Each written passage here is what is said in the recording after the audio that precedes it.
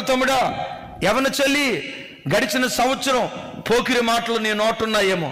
గతించిన కాలమే చాలు, ఆ పోకిరితనానికి సిలువ వేయుదువుగాక, పోకిరి చూపుకు సిలువ వేయుదువుగాక అంటాడు అక్కడ. పోకిరి చేష్టలు, దురాశలు. చెప్పండి, ఏ ఆశలు? బిడ్డ, ఈ మాట విను.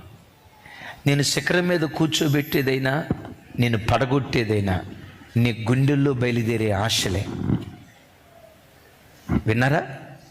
నేను పతాక స్థాయికి తీసుకెళ్లేదైనా, పతనావస్థకు నిన్ను నడిపించేదైనా నీ గుండెల్లో బయలుదేరిన ఆశలే.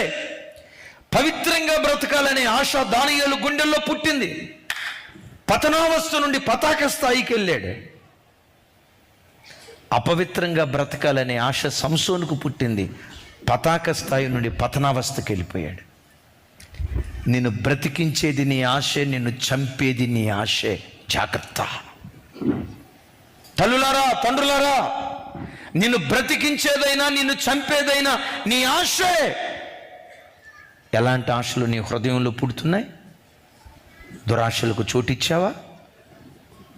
చెడ్డ కోరికలు నీ హృదయంలో నుంచి బయలుదేరుతున్నాయా? తస్మా జాగ్రత్త. అది మత్తు, అది మత్తు, అది మత్తు. మనము పోకిరి చేష్టలు, దురాశలు, మద్యపానము, అల్లరితో కూడిన ఒక చెల్లి వచ్చి చెప్తుంది, అన్నయ్య మా ఆయన డ్యూటీకి వెళ్ళడు అన్నయ్య.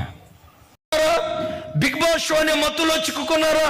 ఈ మత్తు ఆధ్యాత్మికంగా నిన్ను దిగజార్చి, నోవాహు ఆ వస్త్రాన్ని కోల్పోయాడేమో, నీవే వస్త్రాన్ని కోల్పోతావో తెలుసా? రక్షణ వస్త్రాన్ని కోల్పోతావు, నీతి వస్త్రాన్ని కోల్పోతావు, పరిశుద్ధాత్మ అనే వస్త్రాన్ని కోల్పోతావు, పరిశుద్ధత అనే వస్త్రాన్ని కోల్పోతావు.